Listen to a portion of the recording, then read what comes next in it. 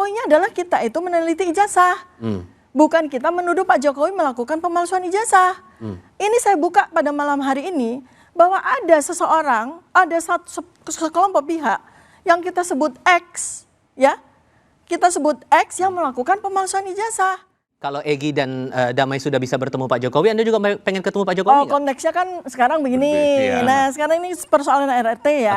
Ya. Ini saya mau sampaikan ke Mas Ade. Dari sejak tanggal 30 April 2025, itu terjadi sebuah kesalahan yang sangat fundamental.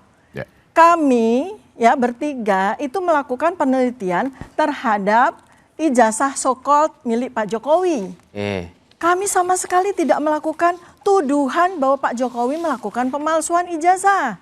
Sama sekali. Ini ada ijazah yang beredar gitu ya. Ini bukan apa ini? Coba tunjukin, tunjukin kamera. Ini ijazah asli ya, bukan ijazah. Ini ijazah asli. Ijazah asli dari lulusan Kehutanan UGM tahun 1985. Asli ya. Saya sudah melihat barangnya, saya sudah melakukan penelitian tentangnya. Nah, kemudian beredar selama 11 tahun ya, dari sejak tahun 2014 bahkan ada ijazah so-called dokumen ya dalam bentuk digital yang ada di ada di ranah digital begitu ya. Dan itu kemudian menjadi polemik yang terus menerus.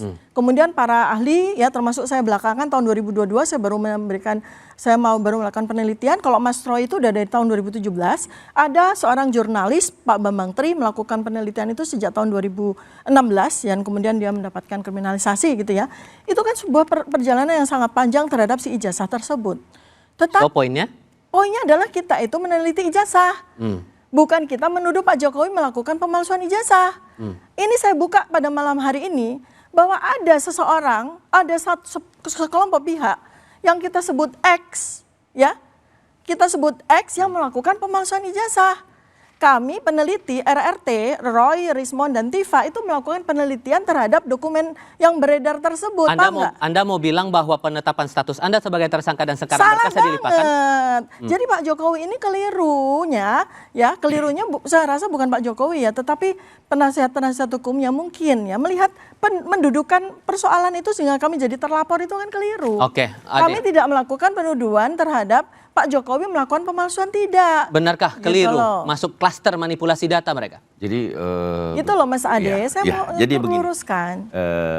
Ini yang kita bicarakan adalah Pak Jokowi, ya Pak Insinyur Joko Widodo itu dia di framing seolah-olah dia memiliki jasa palsu. Nah, memiliki. Yang memframing sama Mas. Ayo.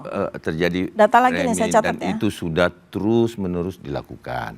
Ya. Oleh siapa tuh? Tadi 2016 sudah diunggulkan palsu. Sementara Bu Tifa. Jadi ada pihak ya. Ya, jadi yang sementara belum pernah memegang atau melihat ijazah asli. Di bagian mananya mereka dianggap memanipulasi data? Ya, kalau terkait manipulasi data itu adalah bagaimana sesuatu hal yang wujudnya tidak pernah dipegang, Mas, ini supaya kemudian diteliti. Ini kita potong ya, karena ini penting sekali. Frasa Anda tuh penting sekali. Jadi selama bertahun-tahun ada framing seolah-olah ada ijazah palsu. Nah, kenapa Anda tidak mengejar siapa yang memframing? Nah, kenapa Anda malah melaporkan kami para peneliti yang berusaha menegakkan gini loh Mas ya. Peneliti itu tugasnya Mas Ade, itu adalah menegakkan kebenaran. Kalau ijazah ini asli kami bilang asli. Kalau ijazah ini palsu kami bilang palsu. Itu peneliti tugasnya. Lalu tadi pertanyaannya timbul. Ada framing bahwa seolah-olah ada Pak Jokowi melakukan ijazah apa. Kenapa Anda tidak mengejar siapa? Makanya lah dilaporkan. Siapa? Loh, kenapa kami yang dilaporkan? Dilaporkan itu persoalannya. Kenapa narasi ini beredar di publik, di masyarakat. Memang narasi itu kami yang buat. Bahwa Pak Jokowi melakukan pemalsuan ijazah kan tidak. Iya, ijazah palsunya. Loh. Bahwa Pak Insinyur Joko Widodo itu berijazah palsu dan menggunakan ijazah palsu, kan itu. Oh bukan, itu terus kan sebentar. Kemudian dilaporkanlah sama, karena ada dua laporan. Ini sebentar saya jelaskan. Bahwa kemudian Pak Joko Widodo ya melaporkan peristiwa itu dengan apa yang diterima. Ini kan lucu ya Mas. Ingat ya, melaporkan peristiwa ya. Iya, peristiwa Tetapi ini. deliknya delik aduan, kan aneh. Ini kita bicara ya, dengan memang delik aduan. Lah ya delik aduan, ya, kan yang ada dilaporkan advokat. kan Yang dilaporkan jelas. peristiwa. Saya mau bicara sama Pak Jokowi ini. Pak Jokowi, yang saya hormati, Anda melaporkan peristiwa. Ya. Ya kan? Bukan melaporkan orang, ya. Artinya yang harus Anda Bentar, hadirkan kamera Anda di situ. itu Pak Jokowi. Oke. Oh, Anda oke, background Anda. Oke, baik. Oke. Pak Jokowi diam. Oke. Pak Jokowi, Pak Oke, Jokowi, lanjut. kan Bapak kan katanya bukan melaporkan orang, tapi melaporkan peristiwa, Ya. gitu kan? Tapi pada saat gelar perkara khusus 15 Desember 2025, di mana saya hadir waktu itu, saya melihat laporannya Pak Jokowi tidak melaporkan peristiwa, Ya. tetapi melaporkan kami. Nah, ini adalah sebuah, mohon maaf Pak Jokowi, Anda melakukan pembohongan publik. Ya, jadi mohon ini persoalan pidana loh, pembohongan publik ya.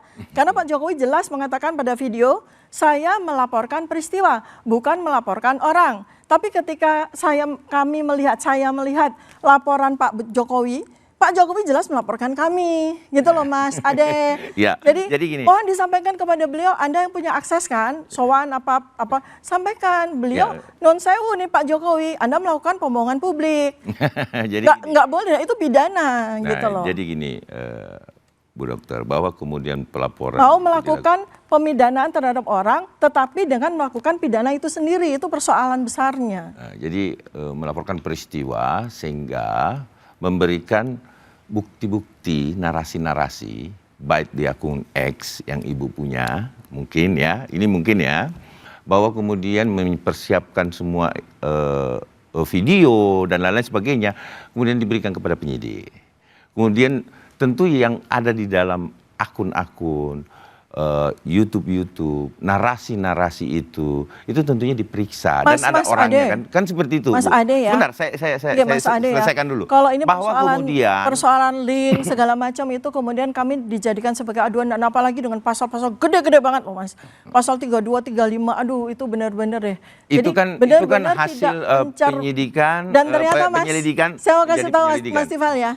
Ini pasal yang sangat mengerikan dan dipakai tidak pada tempatnya. Karena pasal 32, 35 saya sudah konsultasi dengan pembuat pasal tersebut, Undang-Undang ITE, Profesor Henry Subiakto dan termasuk Mas Roy Suryo yang membuat. Itu pasal dimaksudkan untuk para hacker yang mendobrak CIA dan sebagainya, intelijen, ini saya sepakat mendobrak nih. bank dan sebagainya. Saya sepakat ketika kemudian sehingga muncul pasal-pasal itu sudah ditentukan, ya kan? Jadi itu ada instrumen hukumnya. Pasal 32, pasal 35. Bu Dokter bisa langsung prapit, Bu Dokter. Pasal 32 dan pasal 35. Bila memang ada penerapan itu untuk para pasal hacker yang membobol bank, yang membobol intelijen. Tapi Masya Allah, itu pasal ternyata benar-benar muncul di tanggal 30 April 2025. Ketika kami belum melakukan penelitian. Ini bagus bahwa ini adalah suatu luar pembelaan biasa, gitu. yang mungkin bisa enggak, saya nggak mau melakukan pembelaan, Iya, Mas. pembelaan yang bisa Saya dilakukan memberikan data kepada Anda. Kemudian ini bisa menjadikan mengambil instrumen hukum. Anda kasih saya data, saya kasih Anda data. Instrumen hukum pra peradilan ada.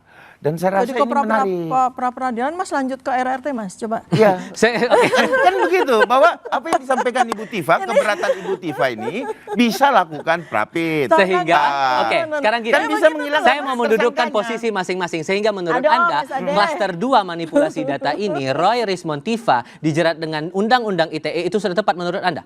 Kalau menurut saya itu hasil penyidikan kok. Ya, hasil penyidikan dan temuan dan polisi meyakini itu. Hasil penyidikan, Mas. Iya dong. Ya wong sudah dilimpahkan ke kejaksaan. Bukan gitu. Itu kan kita lihat dari awal minimal 2 alat bukti. Yang melaporkan pasal itu siapa sih, Mas? Kan bukan penyidik yang bikin pasal-pasal. Anda menuduh penyidik bikin pasal-pasal loh. Bukan, saya tidak menuduh. Saya cuma bilang sudah benar. Yang membuat pasal ada keyakinan itu penyidik. Ini salah loh. Ya, enggak. Advokat, Mas. Pelaporan yang dilakukan. Saya mau tanya, yang melaporkan pasal siapa? Pelapor apa penyidik? Ya, pelapor. Nah, ya udah. Nah, kemudian diuji kalau misalkan tidak begini, jangan Dokter. Ngawur, saya Mas. sampaikan Bu Dokter. Jadi Anda menuduh bahwa yang membuat pasal-pasal itu pada laporan penyidik ini dicatat loh, ini digital loh, Mas. Gak apa-apa. Karena kenapa, Bu Dokter? Saya bilang gini, bahwa ketika ada pasal yang dilaporkan kepada para pelapor, kemudian dijadikan penyelidikan, ya. Jadi, Mas Ade Darmawan kalau dia pada tidak, malam hari ini menuduh penyidik membuat pasal-pasal. Oh tidak dong, bahwa ketika kita melaporkan kita menentukan pasal bahwa ini pasal ini. Nah kalau dia tidak masuk dalam pasal itu, ya, kalau tidak masuk dalam pasal itu pasti tidak diambil juga junto-juntonya. Makanya lah di pasal itu kan sudah ditentukan bahwa 32, bahwa kata 35, Ade Darmawan, seperti itu, Bu. Sehingga saat ini yang bisa kita tangkap, saudara, masing-masing punya pandangannya sendiri-sendiri.